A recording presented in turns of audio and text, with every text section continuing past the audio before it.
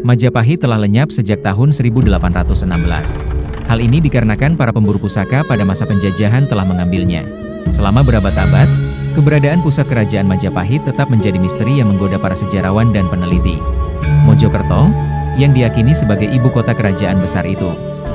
Bagi mereka, Majapahit tidaklah runtuh seperti kerajaan pada umumnya.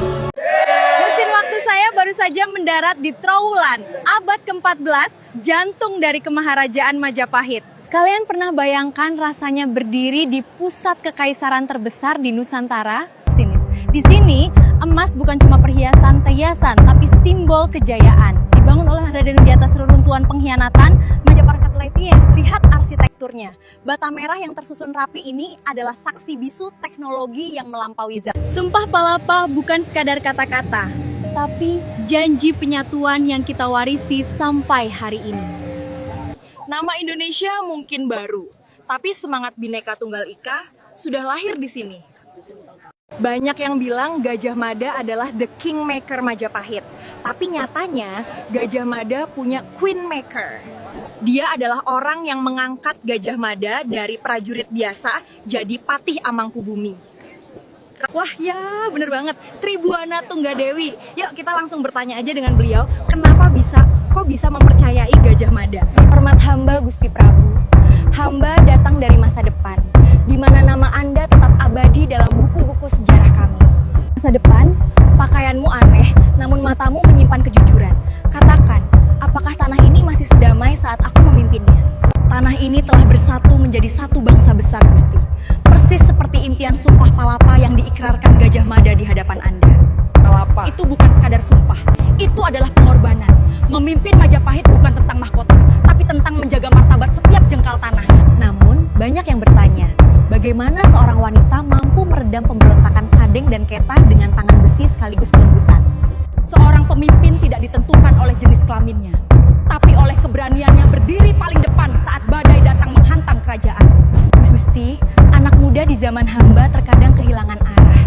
Apa pesan Anda untuk kami yang hidup ratusan tahun setelah Anda? Jangan biarkan perbedaan memecah kalian. Majapahit besar karena keberagaman yang diikat oleh tekad. Jaga persatuan itu dengan nyawamu. Kembalilah ke waktumu. Ceritakan pada dunia bahwa Nusantara lahir dari keringat dan air mata para pejuang yang mencintai tanah airnya.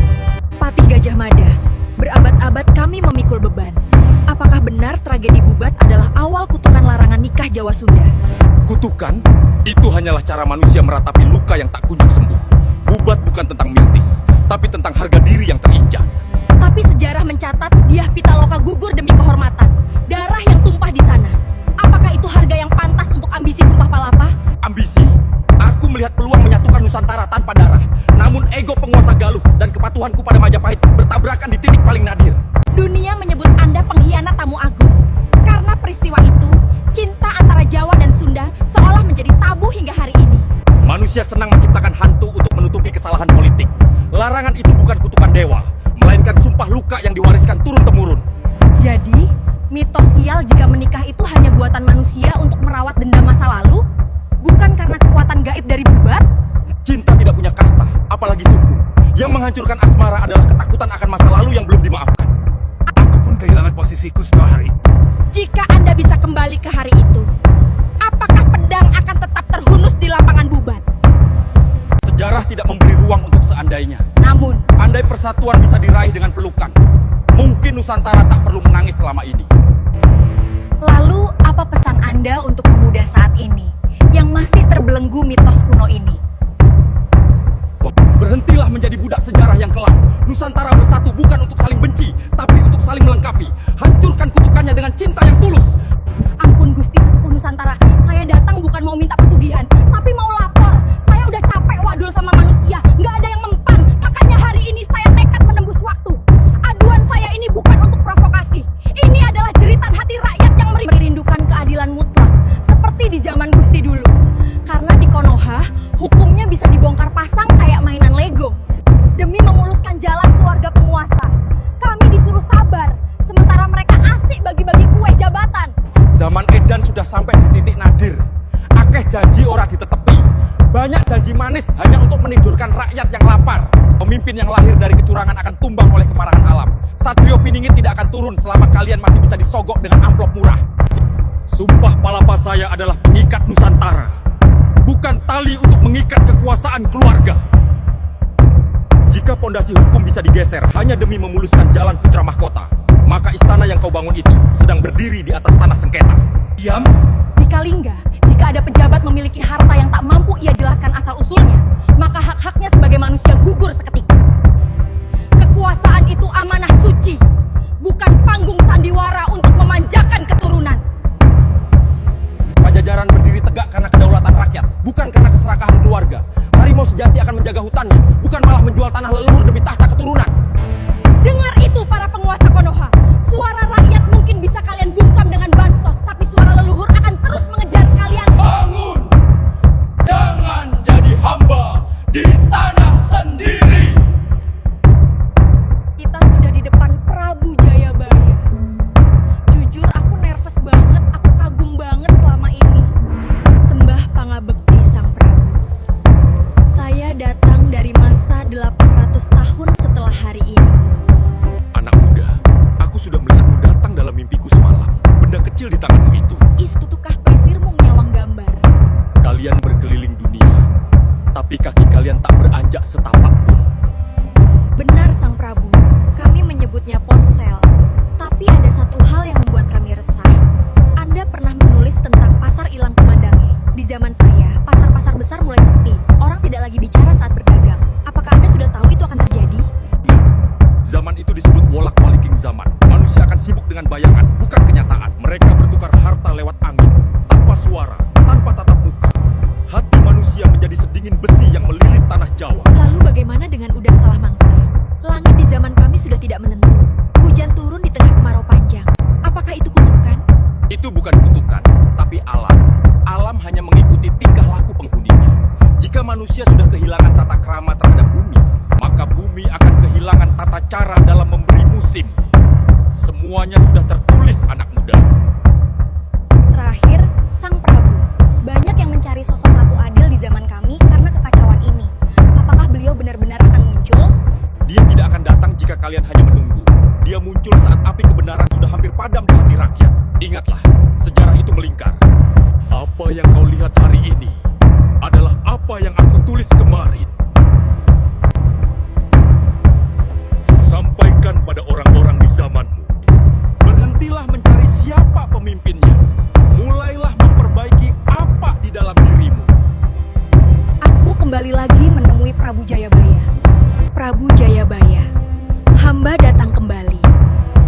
Ada satu pertanyaan yang masih mengganjal di hati hamba. Tentang siapa sebenarnya Satrio Piningit yang Prabu ramalkan. Jangan cari sosok bangsawan, jangan cari orang suci. Sosok ini bukan berasal dari keturunan raja, bukan pula titisan dewa. Prabu, tolong jawab jujur. Siapa sebenarnya Satrio Piningit? Apa ciri-cirinya? Dia hidup terbelit hutang, terkepung masalah ekonomi, dianggap sampah oleh lingkungan. Dia sepi ing pamrih, rame ing gawe. Satrio Piningit sekarang sedang berjuang sendirian melawan nasib. Apakah pasti muncul Satrio Piningit itu? Pasti. Dalam setiap zaman yang kacau, ketika kejujuran mulai hilang, ketika rakyat kecil menjerit oleh kesulitan hidup, disitulah takdir mulai menyiapkan seorang Satrio Piningit. Namun ketahuilah, Satrio Piningit bukanlah manusia yang hidup dalam kemewahan. Ia lahir dari kesederhanaan. Maka wahai anak muda, janganlah kalian hanya menunggu kedatangannya. Perbaiki dirimu, kuatkan hatimu, dan jujurlah pada hidupmu. Karena bisa saja Satrio Piningit itu tumbuh di antara kalian sendiri. Banyak yang bilang Satrio Piningit itu sakti dan suci. Tapi setelah saya melompat ke tahun 1135, saya punya teori berbeda. Dia tidak sedang sembunyi karena suci. Dia sedang sembunyi karena hancur oleh masalah. Nah, kali ini kita sudah bersama Prabu Jayabaya. Gusti Prabu, jujurlah. Apakah Satrio Piningit sembunyi karena dia sedang terjepit masalah? Masalah adalah guru yang paling kejam, anak muda. Dan dia sedang berguru padanya. Mungkin dia sedang stres, mungkin pekerjaannya kacau, atau mungkin dia sedang ditekan penguasa. Dunia Aku menyebutnya Tapa Rame. Dia ada di tengah kebisingan, tapi batinnya terasing. Dia sedang dihancurkan oleh keadaan agar ego manusianya mati. Dia sedang di titik nol. Jadi dia bukan sembunyi karena sombong, tapi karena dunianya memang sedang runtuh. Bagaimana bisa dia memimpin bangsa yang luka jika dia sendiri tidak pernah merasakan pedihnya luka? Dia disembunyikan oleh masalahnya sendiri sampai dia mampu menaklukkan badai di hatinya. Berarti saat dia muncul nanti, dia adalah orang yang sudah selesai dengan masalahnya. Hanya baja yang dibakar api paling panas yang akan menjadi pedang paling tajam. Dia tidak sedang lari. Dia sedang ditempa oleh masalah yang menurut kita menghancurkannya. Jangan remehkan mereka yang sedang terpuruk.